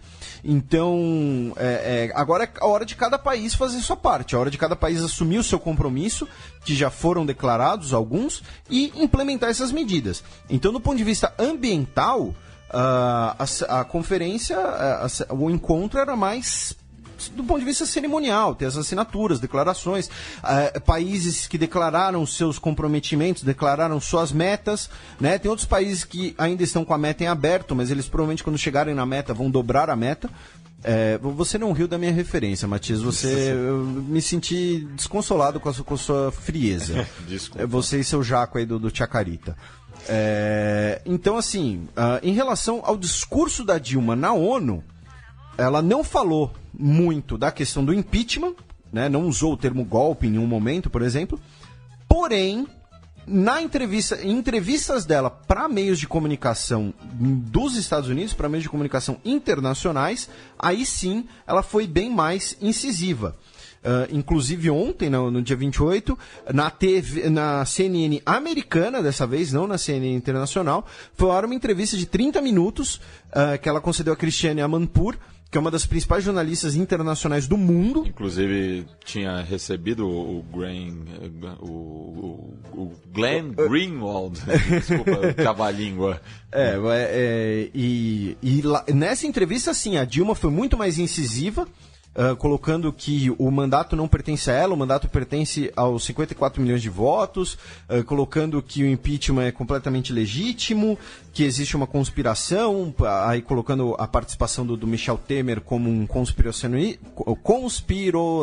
como um cara que faz conspiração. Conspiracionista. Pronto, foi minha vez de trabalhinho. Elas, inclusive, acho que colocaram a entrevista dela com a Amanpour, além da Amanpour ser muito considerada nesse ramo, por também ser mulher, então elas falaram de questões de sexismo também. A Amanpour perguntou se contribuía o fato dela ser mulher, por conta até mesmo do meme lá do tchau querido e tudo mais. A Dilma falou um pouco disso também. A entrevista tem na íntegra no YouTube, dá pra achar fácil. Inclusive, se não me engano, já colocaram legendado obviamente, né, porque seria de interesse do público brasileiro.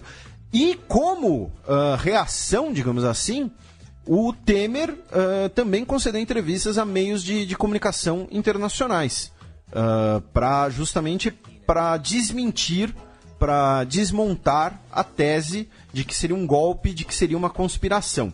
Então, em relação à repercussão internacional do impeachment, nessa semana nós tivemos... nessa semana não, nos últimos 10 dias nós tivemos a Dilma na ONU com um tom bem mais moderado, bem mais de chefe de Estado do que chefe de governo.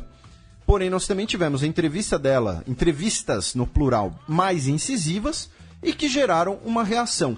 E também, para constar, o Adolfo Pérez Esquivel, um ativista argentino que ganhou o Prêmio Nobel da Paz em 1980, esteve no Brasil e ele, no Senado brasileiro, disse que existia um golpe. A oposição reagiu a essa fala dele, essa declaração dele. Ele falou no Senado a convite de forças governistas. Então, o presidente da sessão, o Paulo Paim, que é do PT, porém do Rio Grande do Sul, o presidente que inclusive é um dos poucos senadores negros da história brasileira, sim, né? Por conta dessa reação da oposição, ele mandou tirar a palavra golpe da ata final, do registro final.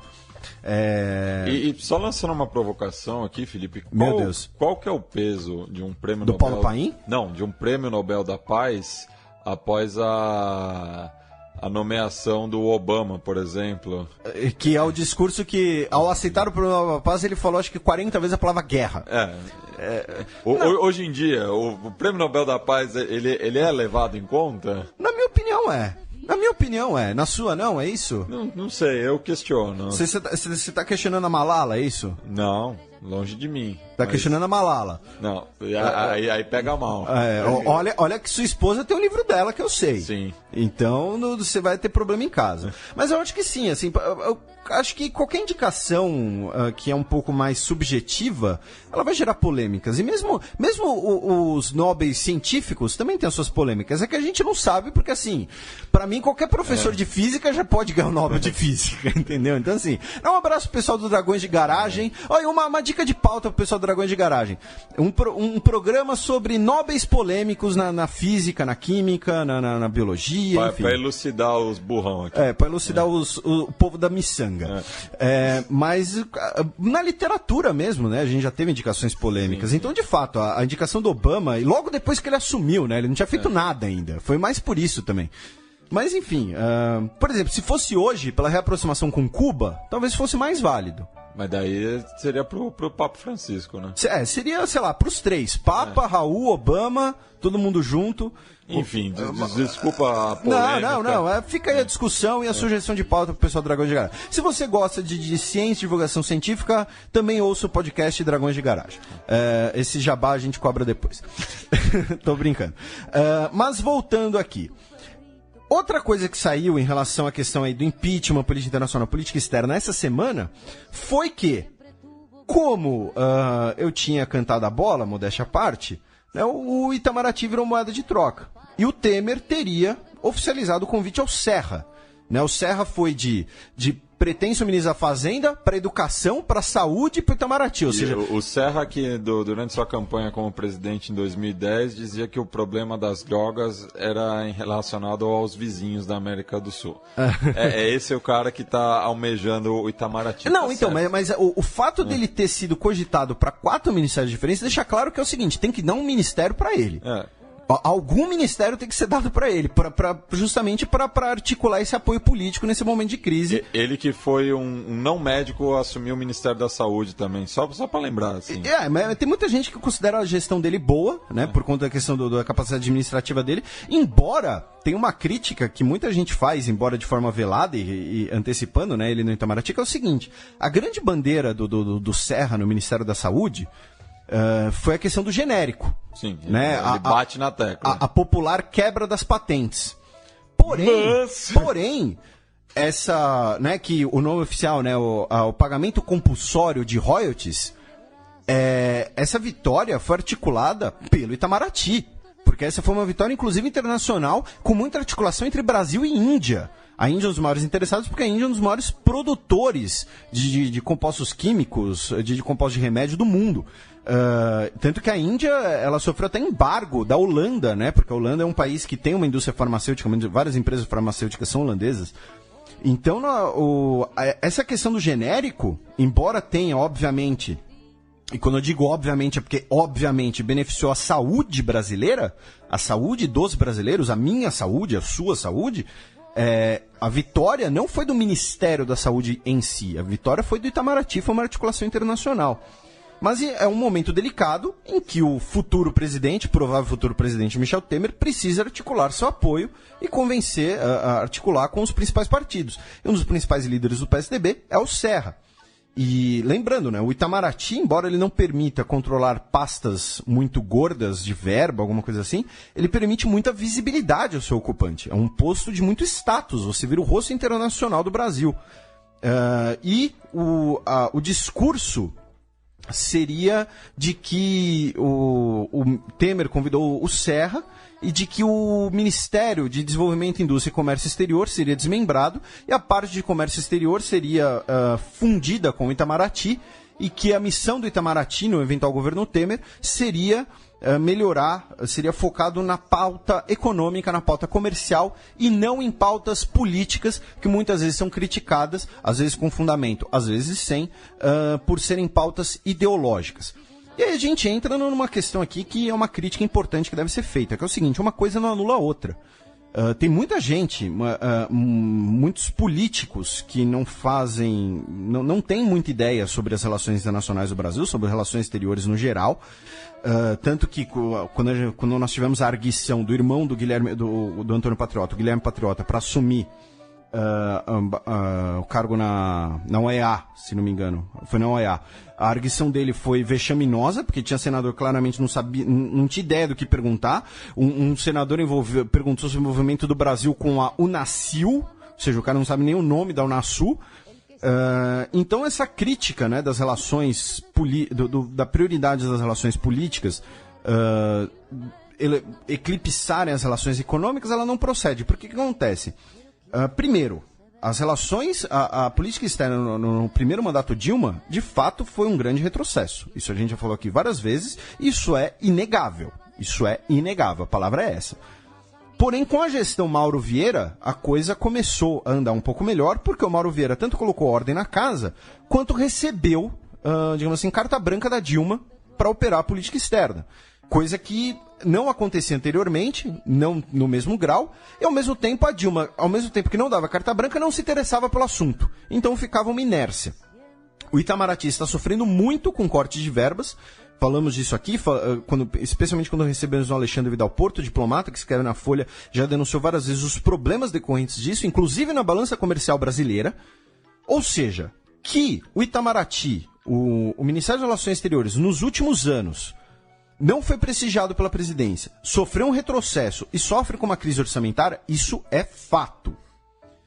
Porém, quando nós falamos da gestão Celso Amorim, durante os 8 anos de governo Lula, especialmente, porém lembrando que ele também foi chanceler anteriormente, estamos falando de um dos políticos na política internacional mais brilhantes do século XXI, que conseguiu articular, não apenas politicamente, né? Porque quando a gente pensa, política externa do governo do PT foi ideológica, porque aí teve o BRICS, né? O Aloysio Nunes outro dia falou, esses tais BRICS. Sabe, cara, você está falando de uma das maiores economias do mundo, que é a China. E, novamente, você é o líder da Comissão de Relações Exteriores do Senado. Sabe, você está falando das duas maiores populações do mundo, do maior país do mundo territorialmente, da maior economia da África. Sabe, você não pode falar esses tais BRICS, ainda mais na posição que ele ocupa, como você bem lembrou. Então, assim, teve o BRICS, e aí teve essa tal de Unasul e tudo mais. Unasul. A articulação do Celso Amorim política, ela foi muito boa, porque ela antecedeu vários movimentos, várias previsões da gestão Celso Amorim, inclusive, se confirmaram, porém, também foi uma gestão extremamente competente na balança comercial, na pauta comercial. Uma coisa não exclui a outra. E aí, para isso, a gente vai apelar aqui para o empirismo, né? Bom e velho empirismo. Vou falar aqui alguns números, eu vou falar devagar para o nosso ouvinte não se perder. Balança comercial em 98, último ano do primeiro governo FHC. Ela teve um déficit de mais ou menos 6,5 bi de dólares e ela movimentou no total mais ou menos 108 bi de dólares. Passamos para 2002, último ano FHC. Nós tivemos um superávit de 13 bi, ou seja, houve um aumento do superávit, superou-se um déficit e tivemos superávit. Porém, o movimento comercial foi mais ou menos de 100 bi de dólares também, um pouco mais de 100 bi. Quando a gente passa para 2006, fim do primeiro ano, fim do primeiro governo Lula, ou seja, fim da primeira gestão Celso Amorim, da segunda, né, no caso, nós temos um superávit de 46 bi de dólares, e aí nosso ouvinte inteligente, esperto que acompanha o programa, sabe que isso foi devido ao boom das commodities. Porém, o volume comercial foi de mais de 200 bi de dólares, o volume comercial total. Quando a gente passa para 2010, o último ano com Celso Amorim na chancelaria, o total da balança comercial, o total da pauta, foi de 380 bi de dólares, com um superávit de 20 bi, ou seja, um superávit muito menor porque o preço das commodities já tinha caído.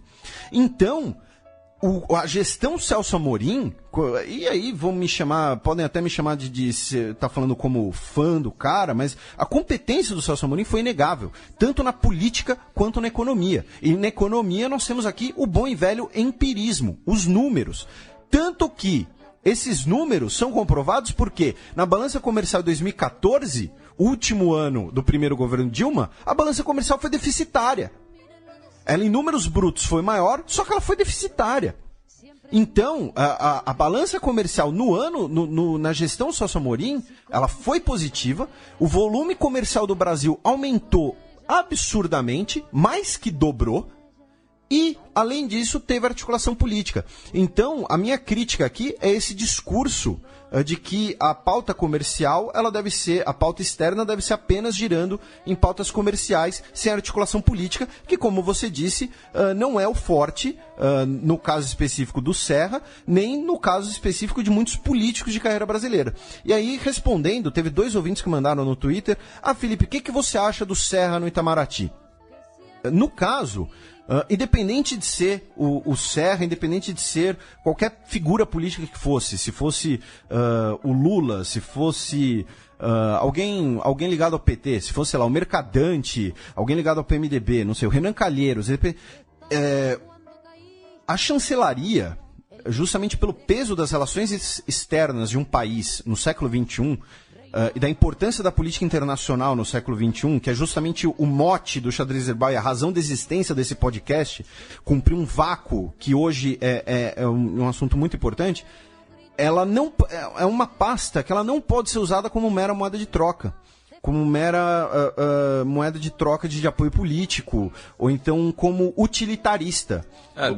Não só esse ministério, como todos os outros, mas como aqui a gente fala sobre política internacional, a gente bate nessa tecla. Então, e no caso específico do Itamaraty, você tem os diplomatas de carreira, que podem ocupar o cargo, que são treinados para isso, que são formados para isso. Né? Você não coloca um político de carreira no comando do Exército Brasileiro. É curioso que justamente vai contra um discurso que ganha força ultimamente da meritocracia. Exatamente.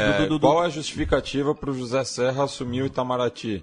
Sendo que, como a gente falou, ele foi especulado na saúde, na educação, na fazenda, em todas as pastas. Ou seja, sendo claramente... que ele é um economista de formação. Então, ele ser economista não é nem problema, porque no caso ele vai ser um administrador. Mas, assim, se você vai colocar uma figura política, uma figura que não é um diplomata na chancelaria, aí a gente repete o caso, por exemplo, do Celso Lafra, que a gente comentou, que é um jurista de direito internacional.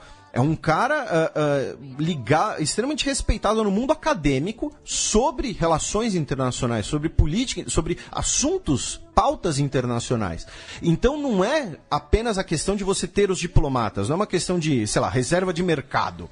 Se você não quer colocar um diplomata de carreira, você quer colocar outra figura, você quer colocar uma figura... Tudo bem, mas então tem outros tipos de figura. Então, assim, políticos de carreira ocupando a chancelaria pode causar uma questão que é muito debatida no mundo acadêmico sobre a política externa brasileira na década de 1990, que é a política externa brasileira virar uma política externa reativa. Ela deixar de ser uma política propositiva. É simplesmente uma política externa que reage aos eventos internacionais, que reage aos estímulos internacionais. Não tem propostas próprias. Que não tem capacidade de se articular. Não tem, exatamente, não formula políticas próprias. Às vezes por distanciamento do tema, como pode ser o caso. Então, vou repetir, não é nada pessoal contra o Mr. Burns brasileiro. Né, o José Serra, o Mr. Burns, é em relação a uma pasta extremamente específica, com suas particularidades, ser ocupada por uma relação meramente de apoio político. Pode causar uma desvalorização até mesmo do Itamaraty, embora, verdade seja dita, eu conversei... Tem um grupo ali no Facebook e tal, em que participam alguns diplomatas. Né? Não posso divulgar. Segredo, descubra. Segredo de Estado. Descubra, já diriam os detetivões do Cenas Lamentáveis. E alguns manifestaram que pode ser uma arejada. Pode mudar um pouco o ar, o ambiente, já que o Itamaraty vem aí basicamente de 15 anos de diplomatas de carreira formados no Rio Branco como chanceleres. Porém, fica aí, veremos, né? Veremos no futuro se teremos elogios, críticas ou os dois, como devem ser feitos. Vamos passar agora para o segundo bloco do Giro de Notícias.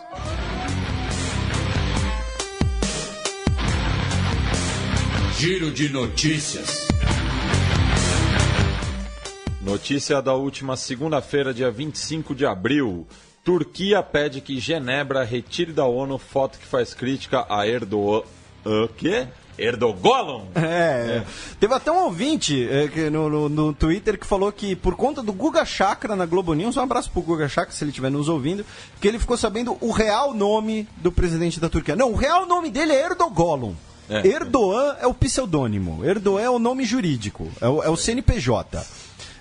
Mas enfim, tem um cartaz na ONU, na sede da ONU em Genebra, que lamenta a morte do Berkin Elvan, um garoto que foi morto em manifestações na Turquia em 2013 e foi colocado com uma parte de uma exposição sobre autoritarismo, que inclusive tem apoio do grupo Repórteres Sem Fronteiras.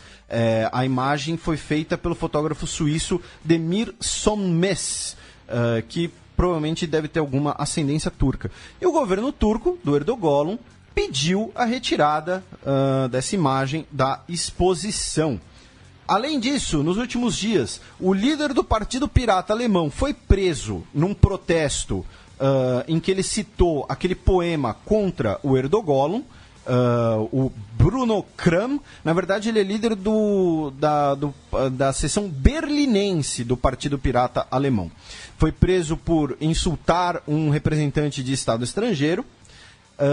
Um jornalista turco deu inclusive uma entrevista para o Globo, especialmente para o Globo, dizendo que os jornalistas turcos vivem ameaça constante de serem presos. E nós tivemos uma jornalista holandesa processada pelo governo turco, e nessa matéria deu que já temos 2.000 jornalistas dentro ou fora da Turquia que foram acusados ou processados pelo governo turco e pelo Erdogan. Tô aqui te esperando, Erdogan. Bueno. Se você acha que eu vou maneirar, não vou não. Tô aqui te esperando, pode mandar o processinho que Chico Patti é advogado. E só para constar, também tivemos uma condenação dentro da Turquia de jornalistas condenados por publicação de uma sátira de Maomé. E falando em Turquia, o Alto Jabá, né, do Fronteiras Invisíveis do Futebol, segunda parte da trilogia sobre o país em questão, que foi ao ar nessa quarta-feira. Então, ouçam.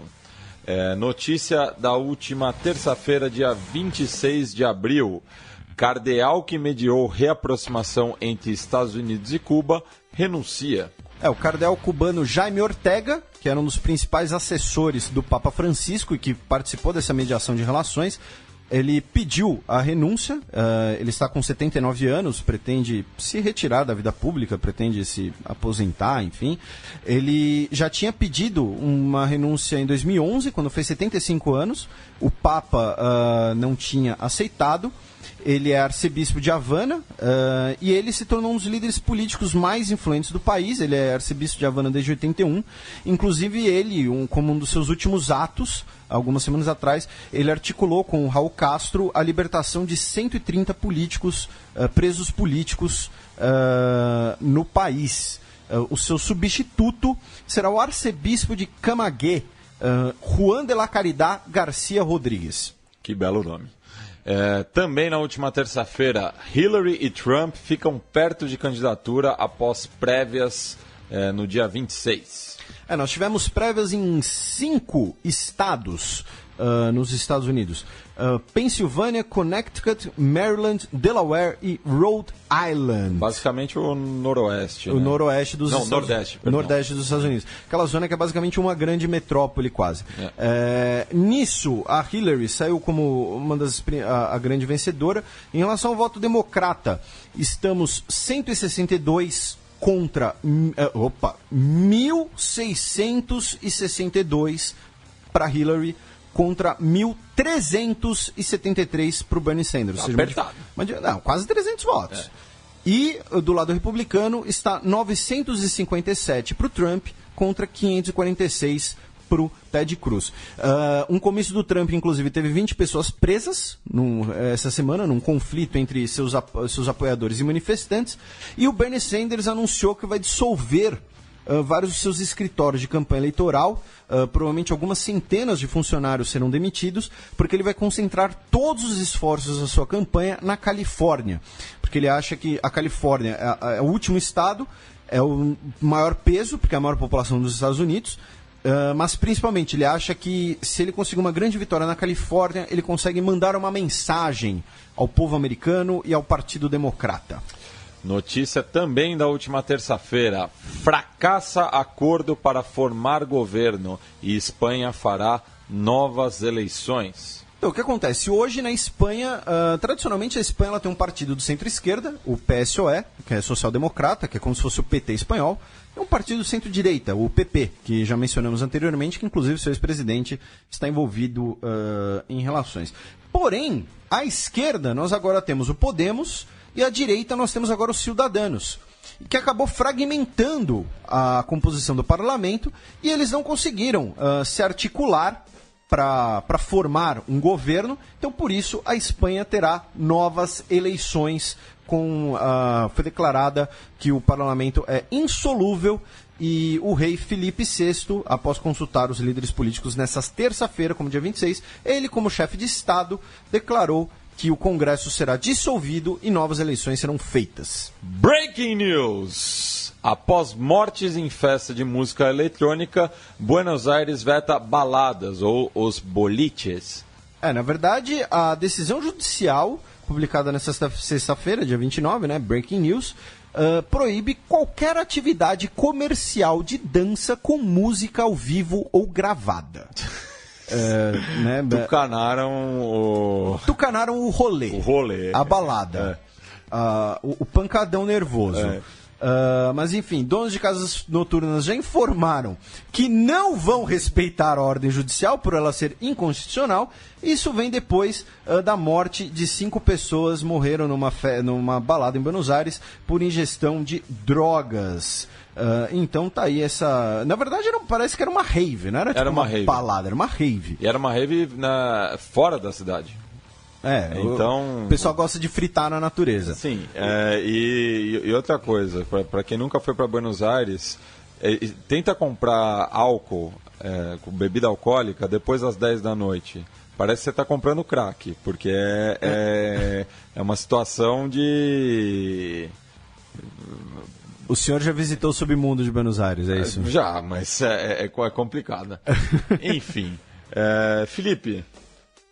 o Neymar já jogou em Buenos Aires? Eu não sei, eu sei que ele comprou um jatinho. Comprou um jato. Mas eu não sei se ele declarou pra Receita. Aliás, que hoje é o último dia. O prazo é hoje. Se você, talvez, quem sabe a gente salva um, né? O outro do atraso. Eu já paguei minha DARF, inclusive, da primeira via. Eu queria mandar um abraço pra todos os auditores da Receita Federal. Gosto muito de vocês. Então tá aí, né? O menino Neymar tá de jatinho novo, mas chama ele aí. Chama ele. Neymar é o nome dele. Neymar é o nome dele. Neymar é o nome dele. E hoje o menino Neymar vai ser dividido em dois. Tem dois meninos Neymares, um metalinguístico, né, e outro honorífico, né? Porque foi mais uma questão de linguagem do que de conteúdo, né? O honorífico foi uma bola levantada pelo nosso caro Matias, mas que a gente viu em outros sites também por aí, que é o seguinte: nos Estados Unidos, a cédula de $20 terá a substituição do rosto. Sai o escravista Andrew Jackson. Escravocrata, né? Perdão. Andrew Jackson, ex-presidente. E entra a Harriet Tubman, que era uma mulher negra, uma ativista, abolicionista, que foi uma espiã, inclusive, durante a Guerra Civil, né? Quem assiste Blackish pode confirmar. E ela participou diretamente da libertação de centenas de pessoas. Né? Ela é uma figura que dá para comparar, por exemplo, com a figura do Luiz Gama no Brasil, né? Um grande ativista, deveria ser o símbolo maior do abolicionismo brasileiro. Porém, né, quais são as credenciais dela? Né? Mulher, ativista, abolicionista, mulher negra que lutou contra a escravidão negra, e alguns veículos de comunicação. Principalmente das organizações Plim Plim. Noticiaram assim: escrava substituirá presidente na nota de $20. Então, né, fazendo uma hierarquização aí de... Enfim. Né, então... Né, não ficou legal, sabe? Lê em voz alta antes de publicar. E ainda nos Estados Unidos... assim, aí, né, vem pra ESPN brasileira, né? Falando cara, sobre a NBA. Vocês não têm ideia de quanta gente mandou essa notícia. Até o Leandro e a mim foi marcado. Mandaram uns 5, 6 notificações. É impossível citar todo mundo que mandou. Um abraço para todo mundo que mandou. Fico feliz que vocês lembrem da gente quando leem as notícias, inclusive fora da política internacional. É muito legal esse carinho todo de vocês. Que é uma notícia da ESPN brasileira, cuja manchete é: com 1,75 m de altura, 1 centímetro a mais que Neymar, armador é cestinha dos playoffs e faz história. Né? A matéria fala do Isaiah Thomas, que é o armador do Boston Celtics. Aliás, já está eliminado. Que foi eliminado ontem pelo Atlanta Hawks. Que ele não tem parentesco com aquele Isaiah Thomas do Detroit Pistons. O nome dele é por causa de uma aposta. Que o pai dele era torcedor do Lakers. Que era um dos principais rivais do Detroit Chupa Pistons. Lakers. Aqui é Pistons, porra. Enfim, e ele é um armador baixinho, né? Um 75 é considerado anão na NBA, praticamente. Mas não sei porquê, né? Tem gente que cogita, né? Que as faculdades de jornalismo agora elas são um semestre, né? De como colocar o Neymar nas notícias. Neymargrafia. Exatamente. É o nome da matéria. A notícia é, com 1,75, 1 centímetro a mais que Neymar, se o Neymar fosse jogador da NBA, dava pra pegar o ganho. Mas enfim, lembrando que o menino Neymar, né, ele é um prêmio que nós damos para a nossa imprensa quando ela fala bobagem de política internacional, justamente por ser um assunto que não merece, não recebe o destaque merecido. E o nome do prêmio é justamente por conta desses exemplos, porque a imprensa, justamente para gerar cliques, para gerar repercussão, eles botam o Neymar em tudo que é coisa. E tá aí um exemplo metalinguístico do que é o menino Neymar. Você dá uma notícia da NBA e bota o Neymar, a altura do Neymar na notícia. É isso. Bem, passando do menino Neymar, vamos para os peões da semana.